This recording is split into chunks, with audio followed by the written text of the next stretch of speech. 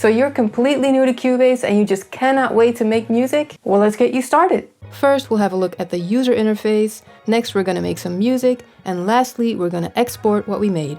When you open Cubase, you'll see this hub where you can choose to work with all kinds of templates, or you can just open up a completely empty project, which is what I'm gonna do now.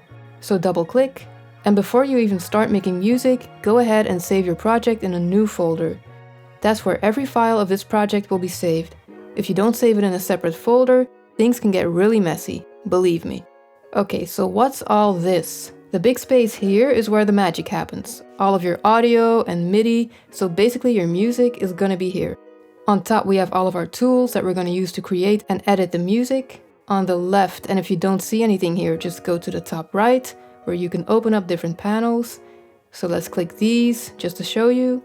So now on the left you'll have your channel controls, your inspector, which actually also has your channel controls. Personally, I prefer the inspector. Here on the right, there's a panel with several interesting tabs. VSDI is where you choose your virtual instruments. Media is where you choose sounds, but also instruments. And if you go to the file browser, you can use this to import your own samples. Control room, if you enable it, gives you more monitoring options. I would say at this stage, you don't have to worry about this. And the meter gives you several metering options to help you monitor the levels of your project. Then on the bottom we have the transport bar, which has all the playback and recording options. You can also set your tempo here and turn the metronome on and off. On the very top, there's a whole menu bar to discover, but at this point we're only gonna go to Studio, Studio Setup, and we're gonna look at Audio System. If you wanna use an audio interface to plug in your headphones, monitors, microphone, then you're gonna switch from built-in audio to whatever interface you're using. So switch, OK. Now go to Studio Audio Connections, and in the tab Outputs, check if your outputs are connected. And if you're using a microphone, also go to Inputs and make sure your mic input is connected as well. Close this. If you're not getting any sound from Cubase, check out my video, No Sound in Cubase. So let's start making some music. You should know that in Cubase you always have multiple ways to do the same thing, and as you progress and maybe watch more specific tutorials, you'll learn different techniques and shortcuts, and you'll gradually find your own workflow and preferences. Okay, everything you're gonna create here is gonna need a track to put it on. So click on this plus sign, and here you can choose the type of track you want to create. If you're recording with a mic or a guitar, choose audio. If you're using a virtual instrument, choose instrument. Let's create an audio track and an instrument track. So audio, I'm gonna choose my input. Mono, because it's a microphone. Let's call this vocals. Add track, and you can see it right here. If you want to make this a little bigger, go here. Now let's create an instrument track. I'll choose Retrolog, which is included in Cubase.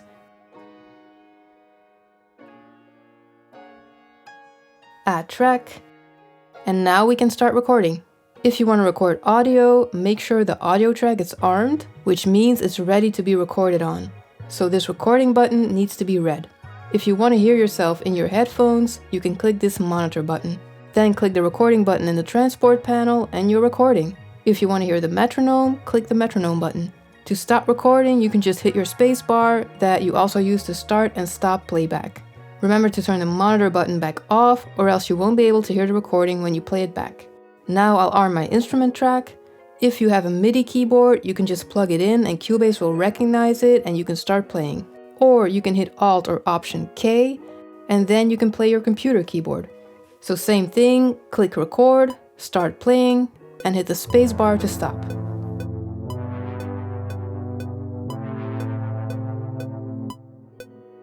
If you want to adjust your MIDI recording, double click on the event and you can edit it.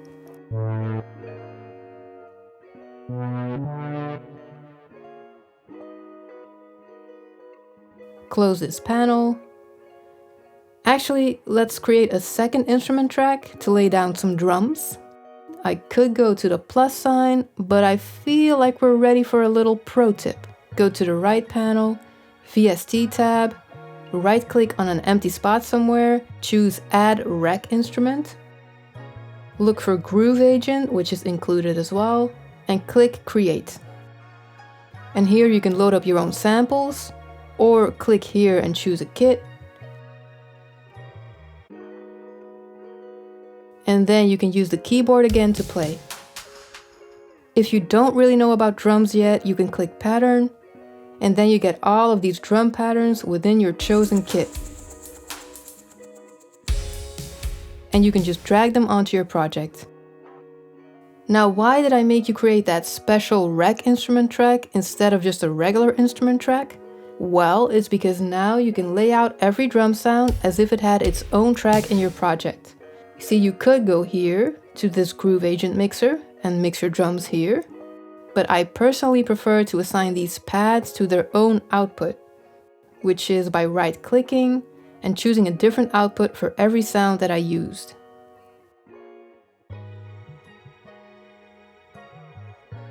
Now when I go back to my tracks, they're all there and I can treat them like any other audio track. Which brings me to the next step. Because if you've recorded a bunch of tracks, now you're gonna have to mix them to make them sound good together. To mix, you can use the panels on the left, so you can adjust the volume, the panning, and add inserts and sends if you want to add effects. But if you want an overview of all of your tracks, then you go to the Mix console. You can go to the top right again, open up the lower panel and go to this tab. Or you can find it in the menu, under Studio, Mix console. You can kind of view the Mix console as all of these tracks you just made, but tilted up.